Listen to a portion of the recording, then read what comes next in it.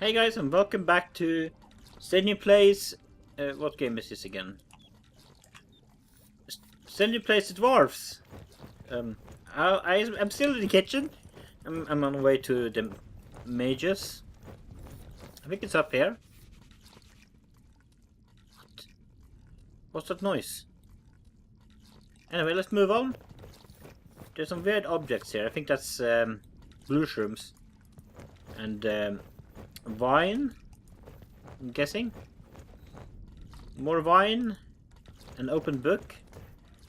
Hello, guy. Are all the mages family bald? Or is that just their age? I should speak to Oreonna first. He doesn't like to be kept waiting. You mumble and wonder when you started speaking thoughts like this out loud? Wait. I should speak to Oreonna. Wait, what? Isn't this the way? Where do I have to go? Oh, there's doors. Okay. Hint: all playable characters gain action points over time and for kills. I'm guessing to use as special abilities. You gain AP when you gain. Oh, it's friends. Okay. Oh, opening. Master Oreonna, Frollo told me you wished to speak with me. Ah, Tungdil, come in.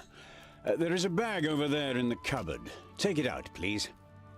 It contains artifacts belonging to my former famulus Goren. I wish to return them to him. He's in Black Saddle, 300 miles away. 300 miles? That's a long journey. Who are you going to entrust with this? I was thinking of you. Me? There is no one better to take on this journey. You have acquired much knowledge. You are almost a scholar. You know more than most famuli about Girdlegard and its inhabitants. It is time for you to go out into the world and see it with your own eyes. Oh, look at those eyes. With pleasure. She's like a little child. The music never amazes me more than this. What's in the pouch? Maybe I'll meet other dwarves on the way. Oh yeah, let's sound like we are anxious to go out and we want to see other of the same kind. Perhaps I'll meet some dwarves on my travels. Yes, perhaps. But don't hold out too much hope. And be careful who you talk to. Not everyone out there likes dwarves. What? Yeah, goblins. They abduct baby dwarves and sell them to magi, from what I've heard. Not the best bit of business I've ever done. But what was I to do? The Longnoses threatened to throw you into the nearest river.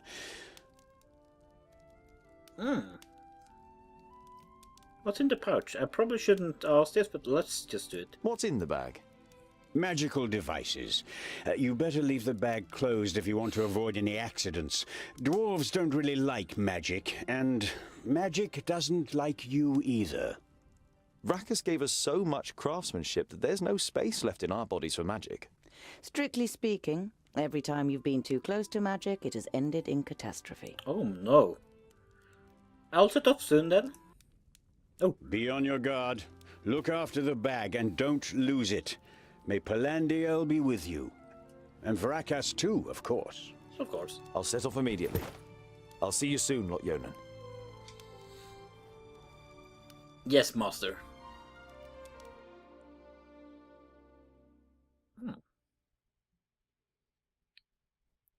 This has been a pleasure.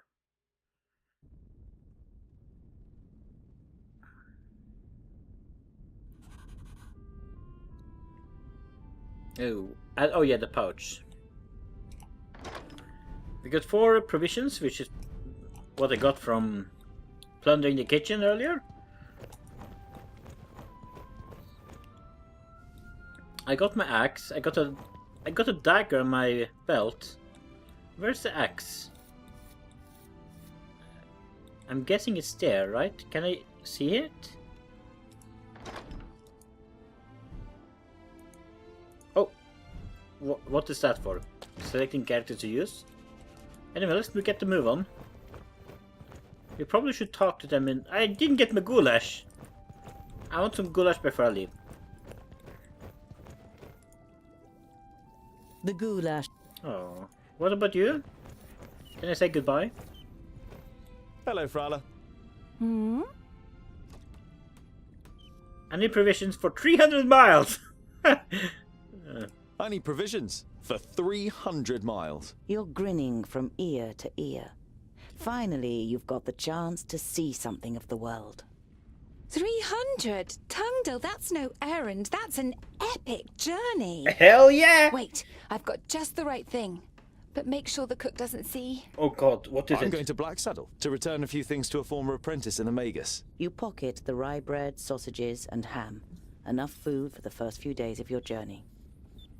Yeah, I guess the bread will last a few days before it rottens. Or get dry. The sausages can last up to 2-3 weeks if they're salted, maybe more. And ham, oh my god, this is the best. Perhaps I might even meet some dwarves on the way. Perhaps I'll even meet some dwarves on the way. Frala throws you a cautious glance. It's a tricky subject that you can't help but broach. There aren't dwarves down here. You're the only one in Idderslane, as far as we know. Oh, I know, but I can't just have been born out of a rock. Somewhere in the mountains, I have a clan. Maybe even a family. Yes. Maybe. Frala has reminded you more than once that Lot Yonan wrote to the dwarf clans and none of them were missing a dwarf boy. I've got a present for you, Frala. I've got a present for you. You take out a symbol of protection that you've carefully made from 3 horseshoe nails. It's not the finest jewellery in Girdlegard. One look at Frala's face makes it clear that it doesn't matter. She glows with happiness as she takes the pendant. For me? But why? Because you don't see me as an oddity, and you're like a little sister to me. You could have said. But you settle with a shrug and Oh. a crooked smile. Why didn't you say I have it? to go. I've got a long journey ahead of me. Well, she gave me something. I wish you the blessing of Palandial and Vracus to protect you from all danger in your journey. Here, a talisman. Whenever you look at it, think of me. Frala winks at you mischievously. Ooh, And of getting me a nice present. some love in the air. Let's just check what we got. It's a... Oh, the scarf. Thanks. As I can't get any goulash before I leave? That's bullshit. Wait, there's something here. You can apply some food from them. The blacksmith. Do you want something? Did a horse bolt while you were trying to shoe it? It's certainly not on our plates. Oh, assholes. Just you wait till I come back. I'll use my axe to clove your heads open. Clove? Cleave your heads open. Hey, is there something I can get from my little quarters? Altar figurine. Oh no, does that mean I can't finish the figurine in time before the baby is born? I mean, it's already born, but I mean before its birthday. Okay, well, let's just leave. Can I rotate the camera? Yeah, I know how to rotate the camera. I'm not stupid. I'm not that stupid. A new cutscene?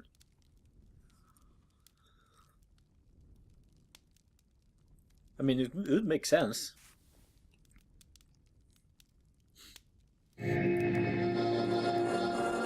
Whoa, whoa, whoa! How nice to see you again, Lot Yonan. It must have been an age since we last met. What happened face to your to face? face. Nudin, welcome. Please, sit down. No, thank you, my friend. These are urgent matters, and I don't have much time. You must come to Leos Nudin immediately. The perished land is stirring. Oh, Are his you face. sure? What makes you think that? I found out about 60 orbits ago, during a visit to the borders. Our magical barriers have weakened and become porous. The Elfar have left their land, and a huge horde of What is he orcs looking for? have marched into Girdlegard. Were you able to strengthen the spell with your magic? No, I can't repair the damage alone. We need the combined power of the 6. The other 4 are already on their way here, but we need your help too. I will set off for Parista without delay. Oh, and as you're coming, could you also take the opportunity to bring back the things that I lent to you? Of course. I have them already packed in a bag. Oh, thank you. We'll be expecting you.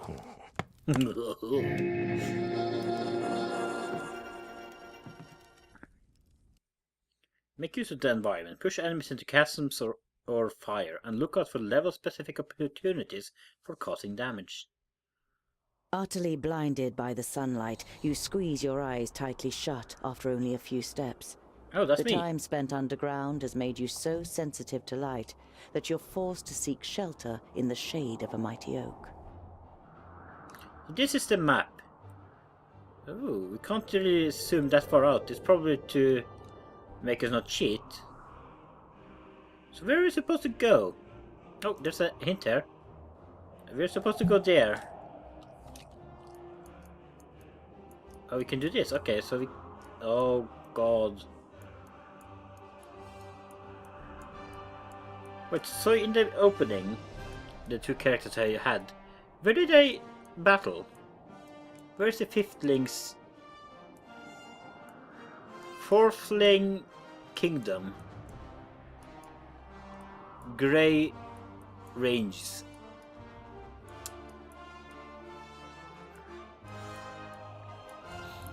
The 1stlings Kingdom in the ice.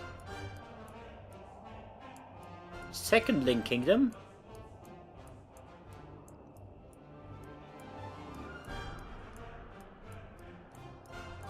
Thirdlings. This is 4th, that means 5thlings are here. The perished lands. Oh wait, oh, so that happened like long ago? Because I can't see 5thlings land. I know it's in the mountains somewhere. Anyway, let's get moving. We are supposed to move there. We can move to these little icons here. Icons? Continue. Okay, since I put the quality on max, it's already on 57 gigabytes. I should hurry. You reach a small lake by a birchwood. Your feet hurt and your eyes still sting in the unaccustomed sunlight. But a smile spreads across your face nonetheless. You've covered a decent distance on the first day of your big journey. You pitch your camp and lie down to sleep on the hard forest floor. When you awake in the morning, your legs are stiff and achy. Trying not to feel sorry for yourself, you throw your rucksack over your shoulder. You're a dwarf, and dwarves don't complain. Heck yeah! Oh, wait, so there's nothing here? We can sell provisions. So where do you want to go? It seems like there's a town here.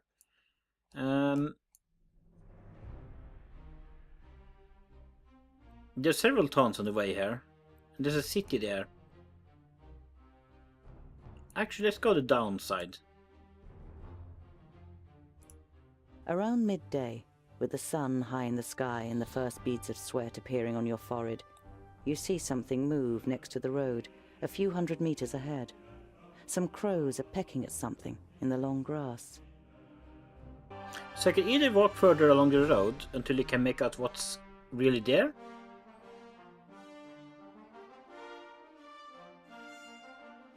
Or I can lead the road and sneak into the crows, or stand still and observe the scene attentively.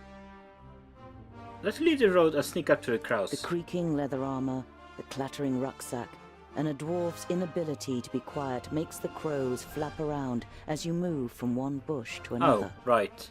You give up trying to be stealthy, stand up straight, and see 2 human bodies in the flattened grass. Oh god. 2 human bodies. Okay.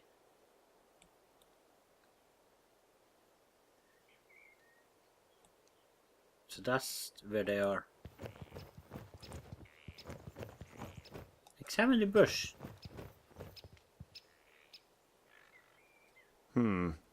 Nothing.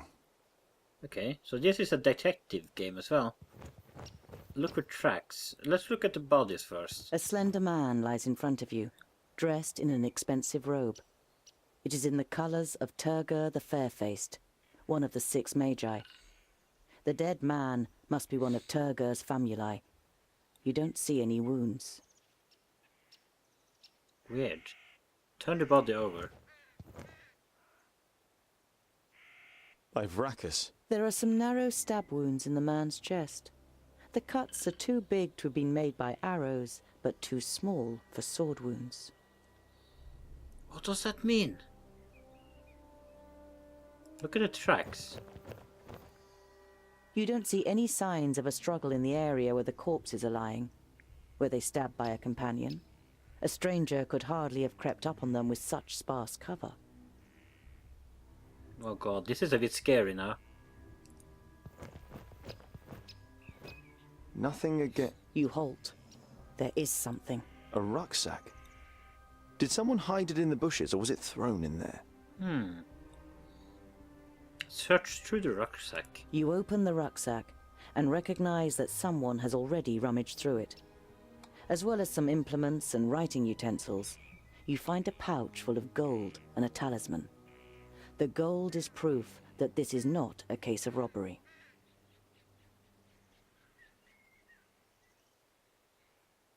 Take the talisman? Do I only have one choice? Let's take oh god. Let's take the talisman. Warmth and a feeling of security flush through your body as you touch the talisman. You feel safer just holding it in your hand. I'm taking you with me. Oh, we can take both.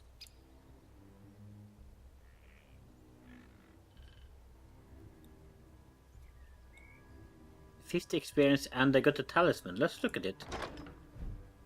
When damage is received, there's a 50% chance of reducing the damage by 50%? Holy shit, I'm using that one. Let's look at the rest. You look down on a tall, broadly built man. He's wearing dark brown leather armor that is strengthened with iron plates. There's a sword lying next to him. Was he trying to defend himself against something? Or someone? There is no blood on the sword. Oh no. The man has the same incisions. It's clear that both men were killed by the same weapon. But what that weapon might be, you cannot say. And the last one? A rucksack that probably belonged to one of the Oh. dead. It seems to have been searched and then thrown away carelessly. You find a few implements, some provisions, and a map. A route is drawn on it from Parista, Nudin's capital, to Lotjonen's vaults. Does this mean that Turgur the Fair-Faced is in Parista and wanted to send Lotjonen a message? And if so, why didn't he use magic? Did he want to contact him without anyone noticing? Why all this secrecy?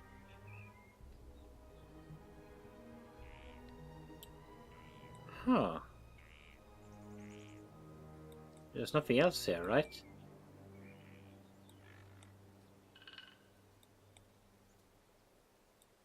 No, let's get moving.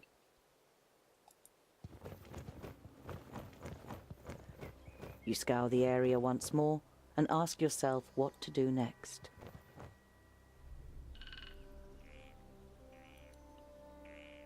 Bury the dead and still look for further clues, actually. Is there something else that the game is telling me? No, I think the game just wants me to make sure that there's nothing else. Let's bury the dead. It might take some time, but we don't want them to rot. It's time-consuming and strenuous work digging shallow graves in the ground with a stick and covering the corpses with a few stones. But it should at least keep the crows from their feasting for a while. You continue on your way so as to put a few more miles between you and your grisly find before night falls. Oh yeah, night falls. What's here? Is that the village? There's nothing here if I go there, right?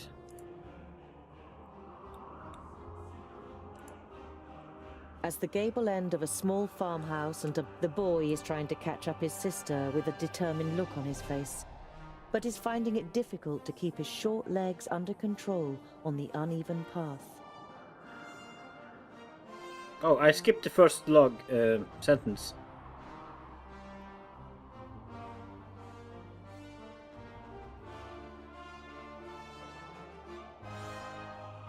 What does amicable mean? Give the farm a wide berth and continue... Berth? What does berth mean? Stay where you are and continue to watch what happens. You walk towards the children. As you raise your hand to greet them, the boy catches sight of you. His eyes grow wide, and he points to you with a chubby little finger. All he can manage to say is, "There." Now the girl has turned to face you too. Before you can say a word, she lifts her little brother up into her arms and runs screaming towards the farmhouse. What? Follow the children to the farm? Without rushing, you follow the children to the farmhouse into which they've disappeared. After a few moments, they reappear, accompanied by their parents. Their father is a thick-set man with grey hair. I am Opatia. This is my wife, Remsa. The blonde woman nods a greeting almost imperceptibly and clasps her daughter tightly to her. She looks you over with an anxious expression. It's a pleasure to meet you. My name is Tungdal. You try to make your voice sound as harmless as possible.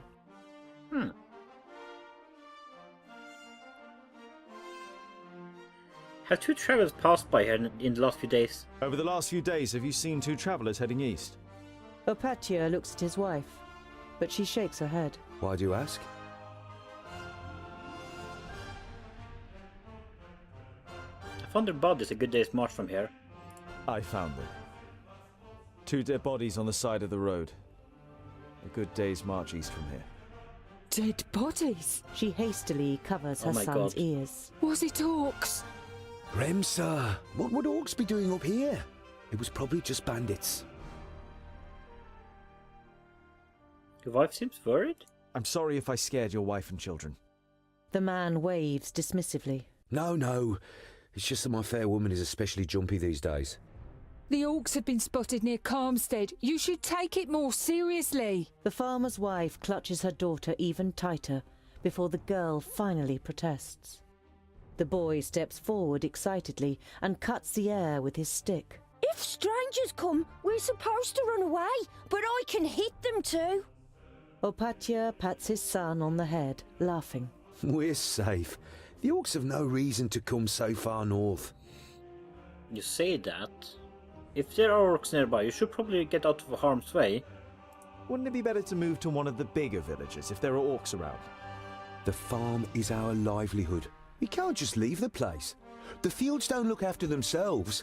King Tilagorn's cavalry will take care of the orcs, or Lord Yonan and his magi. But the cavalry can't be everywhere at once. Even a handful of orcs would be enough to finish us.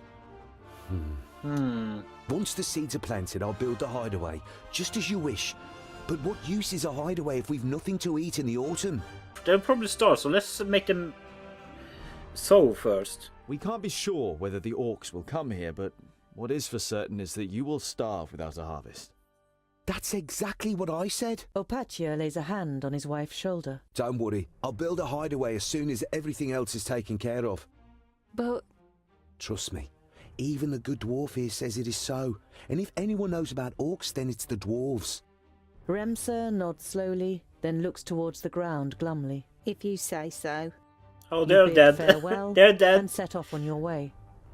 The children follow you for a while before saying their goodbyes in laughter and running back towards the farm. 50 experience just for talking. There's still a lot before we level up. Let's go here and then there. Because then we can go there. Oh, wait. You can't go through here. Anyway. You see a flickering light through the trees some way from the path. It might come from a campfire.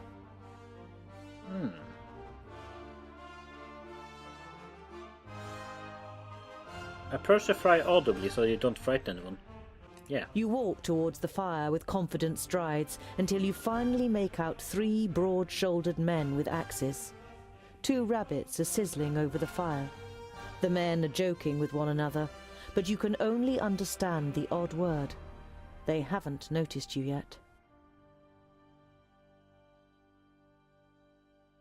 Try to creep up to the men and eavesdrop on them. 3 broad-shouldered men with axes. Approach the men and talk to them. Let's be naive and talk to them. Once you reach the edge of the firelight, you say amicably, Greetings. My name is... The men jump up and grab their axes. Who's there? Well, I'll be. Is that a groundling? The men look you over suspiciously.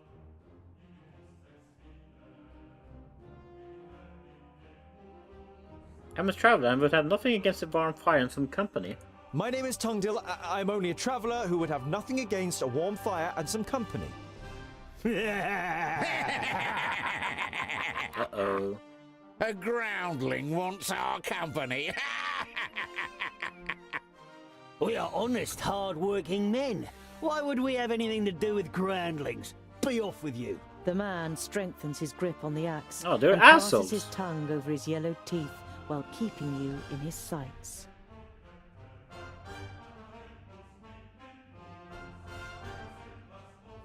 I just have one question. Sod off, groundling. Have I made myself clear? The man comes a step closer. Alright, I'll go if you're not welcome here. You shrug your shoulders indifferently and take 3 small steps backwards without taking your eyes off the men. All right, if I'm not welcome here, then I'll go. Good. And don't even think about coming back to stab us in the back or steal from us. We'll keep guard. There's nothing here for groundling scum. Whoa, asshole humans. Why do you think the dwarves have defended you for so long? I'm not a thief and certainly no murderer. I just want to see why there was a fire burning. Your heart is pounding, and you confront the man a little more courageously than you feel. I'm no thief, and I'm certainly no murderer. I only wanted to see if... Pah! All groundlings are thieves and good-for-nothings. You find it difficult to take control of your voice again. Have you met many dwarves? Enough to know that you're all dirty thieves.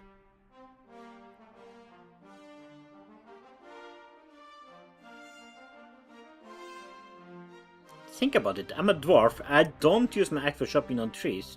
Now consider this. I am a dwarf with an axe, and I don't use my axe for cutting down trees.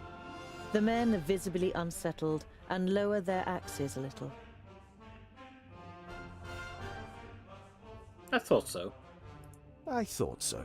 You turn your back on the men and walk back to the path confidently. You don't hear any steps behind you, and only once you've put distance between you do you dare look back over your shoulder. None of the men have followed you. Ooh. You sigh with relief. Oh god, what a hairy It situation! could have ended up a very painful experience if you'd provoked the men or shown them any weakness. Yeah, that was very, very difficult. I shouldn't have gone there. Oh my god. So if I went there, would have been a different choice. I wonder. Okay, I think we'll leave it here for now. We didn't get to the goal yet. It's so far away. To Black Saddle. What? But yeah, we got 2 quests. We are at 250 experience. No injuries. We got a Talisman of Protection. Frollo Scarf. Magical artifacts and 17 provisions. We only got 1 skill, but you know, that's something, right? Hope you guys enjoyed it. I'm still going to play this. I know there's a lot of people playing this right now.